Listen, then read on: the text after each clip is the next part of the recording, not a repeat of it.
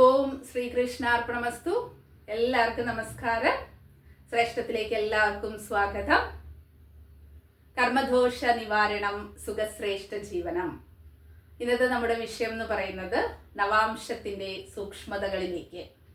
അപ്പൊ നവാംശത്തെ കുറിച്ച് ഒരു വീഡിയോ ചെയ്യാവോ എന്ന് ചോദിച്ചിട്ടുണ്ടായിരുന്നു. അതുപോലെ ഡിഗ്രിയെ കുറിച്ച് മനസ്സിലാക്കാൻ, സ്ഫുടം മനസ്സിലാക്കണമെന്നും, അതുപോലെ യോഗി അവയോഗി. ഇതിലെ യോഗി അവയോഗി എന്നുള്ളത് അത്രത്തോളം പ്രാധാന്യം തോന്നിയിട്ടില്ല, എങ്കിലും ഒരു വീഡിയോ ചെയ്യാനായിട്ട് ശ്രമിക്കാവുന്നതാണ്. ഓക്കെ, ഇന്നത്തെ നമ്മുടെ വിഷയം എന്ന് പറയുന്നത് നവാംശമാണ്. ഇപ്പൊ നവാംശത്തിന്റെ സൂക്ഷ്മതകളിലേക്ക് നമുക്ക് ഇറങ്ങിച്ചെല്ലുന്നതിന് മുമ്പ് എന്താണ് നവാംശം? D9 ചാർട്ട് എന്ന് പറയും. അപ്പൊ നമ്മുടെ രാശിചക്രം, രാശി ചാർട്ടിന് എന്താ പറയുക? D1 ചാർട്ട് എന്ന് പറയും അല്ലെ, ഗ്രഹസ്ഥിതി എന്നുള്ളത്. വിവാഹം നോക്കാനായിട്ട്, വിവാഹ പൊരുത്തമൊക്കെ നോക്കാനായിട്ട് നമ്മൾ പോകുമ്പോൾ ഈ രണ്ട് ചാർട്ടാണ് ഉപയോഗിച്ചുകൊണ്ടിരുന്നത് അല്ലെ. ഇന്ന് സോഫ്റ്റ്വെയർ അവൈലബിൾ ആയതുകൊണ്ട് നമുക്ക് വളരെ അനായാസേന ഏത് വർഗ ചാർട്ടുകളും എടുക്കുക എന്ന് പറയുന്നത് വളരെ ഈസിയാണ് എന്നുള്ളതാണ് ഇന്നത്തെ സിറ്റുവേഷനിൽ. അപ്പോൾ പഴയ കാലങ്ങളിലൊക്കെ ഈ D1 D9 വെച്ചുകൊണ്ടാണ് വിവാഹ പൊരുത്തമൊക്കെ നോക്കിക്കൊണ്ടിരുന്നത് എന്നുള്ളതാണ്. അപ്പോൾ എന്തുകൊണ്ടാണ് ഈ D9 ചാർട്ടിന് ഇത്രയും പ്രാധാന്യം? അതുപോലെ D10 ഉണ്ട്, 3 ഉണ്ട്, 30 ഉണ്ട്, 40 ഉണ്ട്, 60 ഉണ്ട്, D60 ഉണ്ട്, ഷഷ്ടി അംശം എന്നൊക്കെ പറഞ്ഞുകൊണ്ട് ധാരാളം വർഗ ചാർട്ടുകളുണ്ട്. അതിൽ D60 വരെയൊക്കെ ഉണ്ട്. അത് പാസ്റ്റ് കാര്യങ്ങളൊക്കെ മനസ്സിലാക്കുന്നത് D60യിലൂടെയൊക്കെയാണ്. അപ്പം അത്തരം വർഗ ചാർട്ടുകൾ ഉണ്ടെങ്കിലും D9 ചാർട്ട് എന്ന് പറയുന്നത് വളരെ പ്രാധാന്യമുണ്ട്. നവാംശ ചാർട്ട് എന്തുകൊണ്ടായിരിക്കാം? D9 എന്ന് പറയുമ്പോൾ തന്നെ അറിയാം നമുക്ക് 9 അല്ലേ. അപ്പൊ ജ്യോതിഷം എന്നുള്ള ഈ മഹാശാസ്ത്രം നിലനിൽക്കുന്നത് തന്നെ 9 എന്നുള്ള മാജിക് നമ്പറിലാണ്. നമുക്ക് എത്ര ഗ്രഹങ്ങളുണ്ട്? 9 ഗ്രഹങ്ങളാണുള്ളത് അല്ലേ. അതുപോലെ ഒരു രാശി എടുക്കുക, മേടം രാശി, അതിൽ എത്ര നക്ഷത്രപാദങ്ങളുണ്ട്? 9 നക്ഷത്രപാദങ്ങൾ അല്ലേ. അപ്പൊ 9 എന്നുള്ള ആ ഒരു നമ്പർ എന്ന് പറയുന്നത് വളരെ സ്പെഷ്യലാണ് ജ്യോതിഷത്തിൽ എന്നുള്ളതാണ്. അതുപോലെ തന്നെയാണ് നവാംശ ചാർട്ട് എന്ന് പറയുന്നത് വളരെ പ്രാധാന്യം അർഹിക്കുന്ന ഒരു വർഗ ചാർട്ടാണെന്ന് പറയാം. അമൃതജ്യോതി ഗോപാലകൃഷ്ണൻ സാർ വളരെ ലളിതമായിട്ട് പറയുമായിരുന്നു ഈ നവാംശ ചാർട്ടിനെ കുറിച്ച്. എന്താണ് അതിന്റെ വ്യത്യാസം? D1ഉം D9ഉം തമ്മിലുള്ള വ്യത്യാസം എന്താണെന്ന് ചോദിക്കുകയാണെങ്കിൽ, D1 ചാർട്ട് എന്ന് പറയുന്നത് ഒരു ഹൗസ് ആണെന്ന് വിചാരിക്കുക. ആ ഹൗസിൽ 9 റൂമുകളുണ്ട്. ആ 9 റൂമുകളാണ് ഏത് പറയണത്? നവാംശം പറയണത്. അപ്പോൾ ഒരു വ്യക്തി ഈ വീട്ടിലുണ്ട് എന്ന് പറയുന്നതിന് ആ വീട്ടിൽ ഏതൊക്കെ റൂമുകൾ ഉണ്ടാവും? പൂജാ റൂമിലാണോ, കിച്ചണിലാണോ, ലിവിങ് റൂമിലാണോ എന്നൊക്കെ പർട്ടിക്കുലറായിട്ട് അവിടെ മെൻഷൻ ചെയ്യണത് ഏതിലൂടെ നമുക്ക് സാധിക്കും? ഈ നവാംശത്തിലൂടെ സാധിക്കും. അങ്ങനെ D1 ചാർട്ടില് ഒരു ഗ്രഹത്തിന്റെ ആക്യുറേറ്റ് ആയിട്ടുള്ള പ്ലേസ്മെന്റ് D9 ചാർട്ട് നോക്കിയാൽ നമുക്ക് മനസ്സിലാക്കാനായിട്ട് സാധിക്കും. അപ്പൊ ഇത് മനസ്സിലാക്കണം എന്നുണ്ടെങ്കിൽ, അപ്പൊ ഇതിലേത് നവാംശത്തിൽ ധാരാളം തെറ്റിദ്ധാരണകളുണ്ട്. നവാംശത്തില് ദൃഷ്ടിയുണ്ട്, ഉച്ചനുണ്ട്, ശുഭത്വമുണ്ട്, ഉച്ചനീചത്വങ്ങളുണ്ട്. അങ്ങനെയുള്ള ധാരാളം തെറ്റിദ്ധാരണകൾ നവാംശത്തെ കുറിച്ച്. അപ്പൊ നമ്മൾ D1 ചാർട്ടിൽ അതെല്ലാം ഫാക്ടേഴ്സ് എടുക്കും, അതെല്ലാം തന്നെ D9 ചാർട്ടിലേക്കും കൊണ്ടുവരുന്നതായിട്ടുള്ള ഒരു പ്രവണതയുണ്ട്. ഇപ്പൊ കൺസൾട്ടേഷൻ സമയത്തൊക്കെ പറഞ്ഞു കേട്ടിട്ടുണ്ട്, ശുക്രൻ ഉച്ചത്തിലാണ് നവാംശത്തിൽ എന്നൊക്കെ. അപ്പൊ അവിടെ അങ്ങനെയല്ല ചിന്തിക്കേണ്ടത് എന്നുള്ളതാണ് സത്യമായിട്ടുള്ള അവസ്ഥ. അപ്പൊ നമ്മൾ എന്താണ് ഇവിടെ ശ്രദ്ധിക്കേണ്ടത്? നവാംശത്തിൽ നമ്മൾ എന്താണ് ശ്രദ്ധിക്കേണ്ടത്? ആ ഗ്രഹത്തിന് ശുഭത്വമുണ്ടോ എന്നാണ് ശ്രദ്ധിക്കേണ്ടത്. അപ്പൊ ഇവിടെ 9 നമ്മുടെ രാശി ചാർട്ടില് 9 12 രാശികൾ ഉള്ളതുപോലെ തന്നെ നവാംശത്തിലും എന്തുണ്ട്? 12 ഭാവങ്ങളുണ്ട്. ഈ 12 ഭാവങ്ങളില് ഇതാണ് ധനു എന്ന് പറയുന്നത്. ഇത് മീനം തന്നെയാണ്. അപ്പൊ ഇവിടെ ധനുവിന് നമുക്ക് ഇവിടെ ഫസ്റ്റ് റാങ്ക് കൊടുക്കാം. അപ്പൊ അതെന്തുകൊണ്ടാണ് എന്ന് പറഞ്ഞാൽ അത്രയും ശുഭത്വമാണ്, ഗുരുവിന്റെ രാശിയാണ്. അപ്പൊ ഇവിടെ മനസ്സിലാക്കാനുള്ളത്, നവാംശത്തിൽ മനസ്സിലാക്കാനുള്ളത് ശുഭത്വമാണോ പാപത്വമാണോ ഗ്രഹങ്ങൾക്ക് സംഭവിച്ചിട്ടുള്ളത് എന്നുള്ളതാണ്. അപ്പൊ ഈ ശുഭത്വം എന്ന് പറയുമ്പോൾ ആരുടെയൊക്കെ വീടുകളായിരിക്കും ശുഭത്വമായിട്ട് പറയാ? ധനു പറയാ. സെക്കൻഡ് പ്ലേസ് എന്ന് പറയുന്നത് മീനം പറയാ. തേർഡ് എന്ന് പറയുന്നത് മൂലത്രികോണമായിട്ടുള്ള ശുക്രന്റെ. ഏറ്റവും ശുഭൻ എന്ന് പറയുന്നത് ആരൊക്കെയാണ്? ശുക്രനും ഗുരുവാണ്. അപ്പൊ ഈ 4 വീടുകൾക്കും നല്ല ശുഭത്വം ഉണ്ട്. അപ്പൊ 4ാമത്തെ സ്ഥാനമാണ് ആർക്കുള്ളത്? ഇടവത്തിനുള്ളത്. ഇത് മൂലത്രികോണം ആയതുകൊണ്ട് 3rd പ്ലേസ് കൊടുക്കുന്നുണ്ട്. അതുപോലെ തന്നെയാണ് 5ഉം 6ഉം 3, 4, 5 പ്ലേസ്മെന്റ് ബുധന്റെ വീടുകളായിട്ടുള്ള മിഥുനം, കന്നിക്ക് കൊടുക്കാവുന്നതാണ്. അപ്പൊ ഇത്രയും വീടുകളാണ് ശുഭത്വമായിട്ടുള്ളത്. ഇനി ഇവിടെ കർക്കടകമുണ്ട്. കർക്കടകം എന്ന് പറയുന്നത് ചന്ദ്രന്റെ വീടാണ്. ഇതെല്ലാം പറയുന്നത് നവാംശത്തിന്റെ കാര്യമാണ്. അപ്പൊ കർക്കടകത്തില് ചന്ദ്രൻ എന്ന് പറയുമ്പോൾ അവിടെ നമ്മൾ ആലോചിക്കാനുള്ള കാര്യം എന്ന് പറയുന്നത് തിഥി നോക്കിയിട്ടാണ്. അപ്പൊ ബുധനും അതുപോലെ ബുധന്റെ വീട്, ഈ 4 വീടുകൾക്കും വളരെ ശുഭത്വമുണ്ട്. നല്ലൊരു യോഗ ജാതകമാണ് ഒരാളുടെ എങ്കില് നവാംശത്തില് ഈ 4 ഹൗസസിലായിരിക്കും കൂടുതൽ ഗ്രഹങ്ങൾ പ്ലേസ് ചെയ്തിട്ടുള്ളത് എന്നുള്ളതാണ്. അങ്ങനെ നോക്കിയിട്ട് നമുക്ക് ശുഭത്വം മനസ്സിലാക്കാനായിട്ട് സാധിക്കും ഗ്രഹങ്ങളുടെ. ബുധനാണെങ്കിൽ എന്തുണ്ടാവണം? പാപത്വമൊന്നും ഇല്ലാതെ D1 ചാർട്ടില് പാപബന്ധം ഇല്ലാത്ത ബുധനായിരിക്കണം.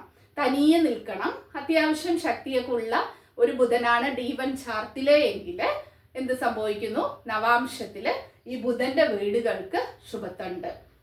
കർക്കിടകമാണെങ്കിൽ തിഥിക്കനുസരിച്ചാണ്. നമ്മുടെ ജനന തിഥി ഉണ്ടല്ലോ. അപ്പൊ അമാവാസിയോട് അടുക്കുന്ന അല്ലെങ്കിൽ ചന്ദ്രന് പാപബന്ധം വന്നിട്ടുണ്ട്, രാഹു കേതുവിന്റെ ഒക്കെ ബന്ധം വന്നിട്ടുണ്ട് D1 ചാർട്ടിലെ എങ്കിൽ കർക്കിടക രാശിക്ക് ശുഭത്വം ഇല്ല. സൂര്യന് വളരെ കുറവാണ്. പിന്നെ ഏറ്റവും 4, അതായത് ചൊവ്വയുടെ 2 വീടുകളായിട്ടുള്ള മേടം വൃശ്ചികം, ശനിയുടെ 2 വീടുകളായിട്ടുള്ള മകരം കുംഭം, ഈ 4 വീടുകളാണ് നവാംശത്തിൽ പാപ വീടുകളായിട്ട് പറയുന്നത്. അപ്പൊ ഇത് തന്നെയാണ് പുഷ്കര നവാംശം എന്നൊരു ഹെഡിങ്ങിലും ഉൾപ്പെടുത്തിയിട്ടുള്ളത് എന്നുള്ളതാണ്. അപ്പൊ അതിൽ എങ്ങനെയാണ് ഇവിടെ ഗ്രഹങ്ങളുടെ പ്ലേസ്മെന്റ്? അപ്പൊ നമ്മൾ പറഞ്ഞിട്ടുണ്ടായിരുന്നു ഒരു രാശിയിൽ എന്ന് പറയുന്നത് 9 നക്ഷത്ര പാദങ്ങളാണുള്ളത് അല്ലെ.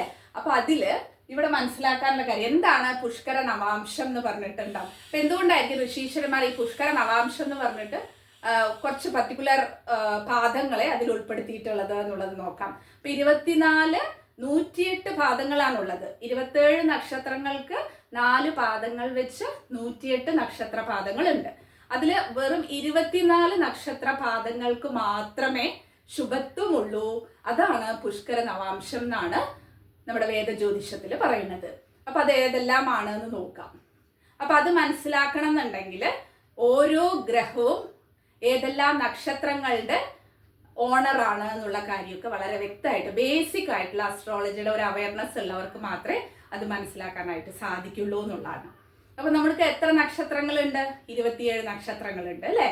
അപ്പൊ അതിൽ ഫസ്റ്റ് 3 സെറ്റ്, 3 എന്ന് പറയുന്നത് അശ്വതി, ഭരണി, കാർത്തിക, ഇങ്ങനെ 3 നക്ഷത്രങ്ങളെ മാത്രം നമ്മൾ എടുക്കുക. ഈ 3 നക്ഷത്രങ്ങളാണ് നവാംശത്തിൽ 12 രാശികളിലായിട്ട് സ്ഥിതി ചെയ്യുന്നത്. അപ്പൊ അശ്വതി നക്ഷത്രം എന്ന് പറയുമ്പോൾ എങ്ങനെ വരും? അശ്വതി നക്ഷത്രം എന്ന് പറയുന്നത് ഇവിടെ 1, കാരണം 1ാമത്തെ നമ്പർ ആയിട്ടുള്ള നക്ഷത്രമാണ്.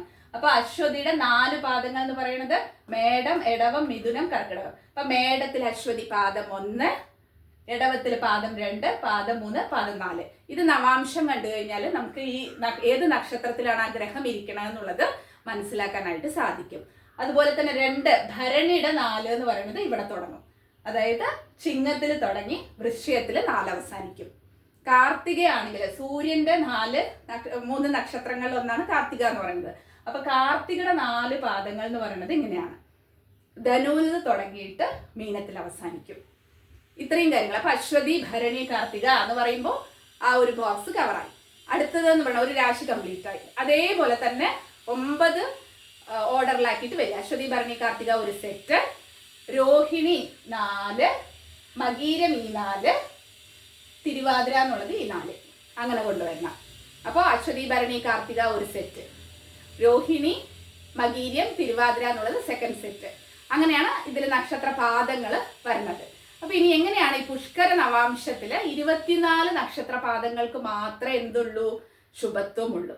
അപ്പൊ നമ്മുടെ ഗ്രഹം സ്ഥിതി ചെയ്യുന്നത് ഈ പുഷ്കര നവാംശത്തിൽ പറഞ്ഞിട്ടുള്ള നക്ഷത്ര പാദങ്ങളിലാണെങ്കിൽ ആ ദശ നടക്കുമ്പോൾ, ആ ഗ്രഹത്തിന്റെ ദശ നടക്കുമ്പോൾ അനുകൂലമായിട്ടുള്ള ഫലം ലഭിക്കുമെന്നാണ് പറയുന്നത്. കുറച്ച് കോംപ്ലിക്കേറ്റഡ് ആയിട്ടുണ്ടോ? ബേസിക് ആയിട്ട് ജ്യോതിഷം മനസ്സിലാക്കാത്തവർക്ക് കുറച്ച് ബുദ്ധിമുട്ടുണ്ടാവും, അല്ലെങ്കിൽ വളരെ ഈസി ആയിട്ട് മനസ്സിലാക്കാവുന്നതാണ്. അപ്പൊ ഇതിൽ നോക്കുക, സൂര്യനാണ് ഫസ്റ്റ്. അപ്പൊ സൂര്യന്റെ 1, 4 പാദങ്ങൾ. അപ്പൊ സൂര്യന്റെ 1, 4 പാദങ്ങൾ എന്ന് പറയുമ്പോൾ സൂര്യന്റെ നക്ഷത്രങ്ങൾ ഏതൊക്കെയാണെന്ന് ഓർക്കണം. സൂര്യന്റെ നക്ഷത്രങ്ങളാണ് 3 നക്ഷത്രങ്ങളാണ്. 9 ഗ്രഹങ്ങൾക്കും 3 നക്ഷത്രങ്ങളാണ്. അപ്പൊ സൂര്യന്റെ നക്ഷത്രങ്ങൾ ഏതൊക്കെയാണ്? കാർത്തിക, ഉത്രം, ഉത്രാടം. ഈ 3 നക്ഷത്രങ്ങളുടെയും 1, 4 പാദം എന്ന് പറയുന്നത് പുഷ്കര നവാംശത്തിൽ വരും എന്നുള്ളതാണ്. അപ്പൊ സൂര്യന് എത്ര നക്ഷത്രഭാഗങ്ങൾ പുഷ്കര നവാംശത്തിലുണ്ട്? 6 അല്ലേ? കാരണം ഓരോന്നിനും 2 നക്ഷത്രഭാഗങ്ങൾ പുഷ്കര നവാംശത്തിലുണ്ട്. അതേപോലെ സെക്കൻഡ് എന്ന് പറയുന്നത് ചന്ദ്രനാണ്. അപ്പൊ ചന്ദ്രന്റെ നക്ഷത്രങ്ങൾ, സ്വന്തം നക്ഷത്രങ്ങൾ എന്ന് പറയുന്നത് ആരൊക്കെയാണ്? രോഹിണി ഉണ്ട്, അത്തം ഉണ്ട്, തിരുവോണം ഉണ്ട്. ഇത് 3ഉം ചന്ദ്രന്റെ നക്ഷത്രങ്ങളാണ്. അപ്പൊ ഈ ചന്ദ്രന്റെ നക്ഷത്രങ്ങളായിട്ടുള്ള ഈ 3 നക്ഷത്രങ്ങള് 2ാം പാദം മാത്രം ഏതിൽ വരുന്നുണ്ട്? പുഷ്കര നവാംശത്തിൽ വരുന്നുണ്ട്. അപ്പൊ 2ാം പാദത്തിലായിരിക്കണം. രോഹിണി 2ാം പാദം, അത്തം 2ാം പാദം, തിരുവോണം 2ാം പാദം. ഇങ്ങനെ വരുമ്പോഴാണ് എന്ത് സംഭവിക്കുക? അപ്പൊ ഒരു കുട്ടി മിഥുന ലഗ്നത്തിലാണ് ജനിച്ചിരിക്കുന്നതെന്ന് വിചാരിക്കാം. മിഥുന ലഗ്നത്തിൽ ജനിച്ചിട്ടുണ്ട്. അപ്പൊ അവരുടെ ലഗ്നം എന്ന് പറയുന്നത് തിരുവാതിരയാണെന്ന് വിചാരിക്കുക. അപ്പൊ എന്താ സംഭവിക്കുക? തിരുവാതിര എന്നുള്ള നക്ഷത്രം ആരുടെ നക്ഷത്രമാണ്? രാഹുവിന്റെ നക്ഷത്രമാണ്. അപ്പൊ രാഹുവിന്റെ നക്ഷത്രമാണെങ്കിൽ 4ാം പാദം. അപ്പൊ 4ാം പാദമായിട്ട് വരുന്നുണ്ടെങ്കിൽ മാത്രം എന്തിൽ വരും? പുഷ്കര നവാംശത്തിൽ അത് രേഖപ്പെടുത്താൻ പറ്റും. അപ്പോൾ ആ ലഗ്നത്തിന് തന്നെ നല്ല ഫലമുണ്ട് എന്നുള്ളത് മനസ്സിലാക്കാനായിട്ട് സാധിക്കും. ഇങ്ങനെയാണ് അതിൽ ഓരോ കാര്യങ്ങളും ശ്രദ്ധിക്കേണ്ടത്. ഗുരു ആണെങ്കിൽ 2, 4 പാദം, ശുക്രനാണെങ്കിൽ 3ാം പാദം മാത്രം. അപ്പൊ ശുക്രന്റെ നക്ഷത്രങ്ങൾ ഏതൊക്കെയാണെന്ന് ഓർമ്മ വരണം. ശുക്രന്റെ നക്ഷത്രങ്ങൾ എന്ന് പറയുന്നത്, ശുക്രന്റെ നക്ഷത്രങ്ങൾ ഭരണി വരും, പൂരം വരും, പൂരാടം വരും. ഇത് 3ഉം ശുക്രന്റെ നക്ഷത്രങ്ങളാണ്. അപ്പൊ ഈ ശുക്രന്റെ നക്ഷത്രങ്ങളില് നമ്മുടെ ഏത് ഗ്രഹം നിൽക്കുകയാണെങ്കിലും 3ാം പാദത്തിലായിരിക്കണം. അപ്പൊ 3ാം പാദത്തിൽ വന്നാല് പുഷ്കര നവാംശത്തിൽ വന്നു. അതുപോലെ രാഹു ആണെങ്കിൽ 4ാം പാദം മാത്രം, ശനി ആണെങ്കിൽ 2ാം പാദം മാത്രം. അപ്പൊ ഇത്രയും ഗ്രഹങ്ങൾക്ക് മാത്രമേ ഉള്ളൂ. ആർക്കൊക്കെ പുഷ്കര നവാംശത്തിൽ ഇടവില്ല? കേതുവിനില്ല, സൂര്യനില്ല, സൂര്യനുണ്ട്, ബുധനില്ല, കുജനില്ല. അപ്പൊ ഇത്രയും ഗ്രഹങ്ങൾക്ക് മാത്രം, അതും ഇത്രയും പാദങ്ങളിൽ വന്നാൽ മാത്രമേ എന്തുള്ളൂ? പുഷ്കര നവാംശത്തിൽ ഇടപെട്ടിട്ടുള്ളൂ. അപ്പൊ ഈ പോയിന്റുകളെല്ലാം നമ്മൾ മാർക്ക് ചെയ്യുമ്പോൾ നമുക്ക് മനസ്സിലാക്കാനായിട്ട് സാധിക്കുന്ന കാര്യം എന്ന് പറയുന്നത്, ഗുരുവിന്റെ വീടുകളും ശുക്രന്റെ വീടുകളും, ഈ 4 വീടുകൾക്കും എന്തുണ്ട്? നല്ല ശുഭത്വം ഉണ്ട് എന്ന്. അപ്പൊ ഇത്രയും മനസ്സിലാക്കണം. ഷോർട്ടായിട്ട് മനസ്സിലാക്കണം എന്നുണ്ടെങ്കിൽ നവാംശം എടുക്കുക. നവാംശത്തില് എവിടെയൊക്കെയാണ് നമ്മുടെ ഗ്രഹങ്ങൾ പ്ലേസ് ചെയ്തിട്ടുള്ളത് നോക്കുക. അപ്പോൾ മീനത്തിലാണെങ്കിൽ, ധനുവിലാണെങ്കിൽ 1st റാങ്ക് കൊടുക്കുക, മീനത്തിലാണെങ്കിൽ 2nd റാങ്ക്, അത് കഴിഞ്ഞാൽ തുലാമിനാണ് 3rd റാങ്ക് ഉള്ളത്, 4th എന്ന് പറയുന്നത് ഇടവത്തില്. അപ്പൊ ഈ 4ലും ആണ് കൂടുതൽ ഗ്രഹങ്ങൾ പ്ലേസ് ചെയ്തിട്ടുള്ളത് എങ്കിൽ വളരെ അനുകൂലമായിട്ടുള്ള ഫലങ്ങൾ ദശാകാലങ്ങളിൽ ഉണ്ടാവുന്നതാണ്. ഇനി ഒരു ഇത് പറയണത് കുറച്ചുകൂടെ സൂക്ഷ്മത എന്ന് പറയുന്നത്, നമുക്കിപ്പോൾ D1 ചാർട്ടില് ഏതെങ്കിലും ഒരു പർട്ടിക്കുലർ ഗ്രഹത്തിന് വളരെ മോശമായിട്ടുള്ള ഒരു അവസ്ഥ വന്നിട്ടുണ്ട് എന്ന് വിചാരിക്കുക. അപ്പൊ അങ്ങനെ ആ ഗ്രഹം വളരെ മോശപ്പെട്ട അവസ്ഥയിൽ നിൽക്കുകയാണ്. അപ്പൊ ശുക്രനെ തന്നെ വിചാരിക്കാം, ശനി ബന്ധം വരുന്നു, രാഹുബന്ധം ഒക്കെ വന്നിട്ട് ശുക്രൻ ആകെ വളരെ മോശമായിട്ടുള്ള ഒരു അവസ്ഥയിലാണ് നിൽക്കുന്നത് എങ്കിൽ, നവാംശത്തിൽ വരുമ്പോൾ ധനു രാശിയിലാണ് ആ ശുക്രൻ പ്ലേസ് ചെയ്തിട്ടുള്ളത് എങ്കിൽ ഡെഡായിട്ടുണ്ടാവും D1 ചാർട്ടില്. അങ്ങനെ വരുന്ന ഒരു ഗ്രഹത്തിന് നവാംശത്തില് ധനുവിലൊക്കെ വന്ന് നിൽക്കുകയാണെങ്കിൽ എന്ത് സംഭവിക്കും? ചെറിയൊരു ജീവൻ അവിടെ കിട്ടുകയാണ്. ചെറിയൊരു ശുഭത്വം കൊണ്ട് ഒരുപാട് തളർന്നു പോവാതെ ഒന്ന് പിടിച്ചു നിൽക്കാനുള്ള ഒരു അവസ്ഥയിലേക്ക് ആ ഗ്രഹം തിരിച്ചു വരികയാണ് എന്നുള്ളതാണ്. പിന്നെ നമുക്കറിയാവുന്ന ഒരു പോയിന്റ് തന്നെയാണ് ഈ വർഗോത്തമം എന്ന് പറയുന്നത്. D1 ചാർട്ടിലും D9 ചാർട്ടിലും ഒരേ പ്ലേസ്മെന്റില് ഒരേ രാശിയിൽ തന്നെ ഒരു ഗ്രഹം നിൽക്കുകയാണെങ്കിൽ വർഗോത്തമം എന്ന് പറയും. അപ്പൊ വർഗോത്തമമുള്ള ഗ്രഹങ്ങൾക്ക് എന്ത് സംഭവിക്കും? അവിടെ മൗഢ്യം സംഭവിച്ചിട്ടുണ്ട്. അപ്പൊ ഗുരുവിന് എന്ന് പറയുന്നത് കന്നി രാശിയില് ഗുരുവിന് സൂര്യന്റെ കൂടെ നിൽക്കുന്നതുകൊണ്ട് മൗഢ്യം സംഭവിച്ചിട്ടുണ്ട്. അപ്പൊ ആ മൗഢ്യം സംഭവിച്ചിട്ടുണ്ടെങ്കിലും നവാംശ ചാർട്ടിലും എവിടെ തന്നെയാണ്? കന്നിയിൽ തന്നെയാണ് ഗുരു നിൽക്കുന്നത് എങ്കിൽ എന്ത് സംഭവിക്കുന്നുണ്ട്? ആ പോയ ഒരു ഇത് പോയില്ലേ, മൗഢ്യം എന്ന് പറയുമ്പോൾ എന്താണ്? ആ ജീവൻ പോയ ഒരവസ്ഥയാണ്. ഒന്നും ചെയ്യാൻ പറ്റാത്ത ഒരവസ്ഥയിലാണ് ഗ്രഹം നിൽക്കുന്നത് ഗുരു എന്ന് പറയുന്നത്. അപ്പൊ വർഗോത്തമം ചെയ്തിട്ടുണ്ട് എന്ന് പറയാം. അപ്പൊ നവാംശത്തിലും കന്നി രാശിയിൽ തന്നെ ആ ഗുരു നിൽക്കുമ്പോൾ എന്ത് സംഭവിക്കുന്നു?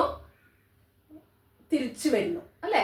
ആ എന്താണോ ഗുരുവിന്റെ ശക്തി എന്നുള്ളത് മൗഢ്യമായതുകൊണ്ട് പോയി വർഗോത്തമം ചെയ്തതുകൊണ്ട് അത് തിരിച്ചു വന്നു.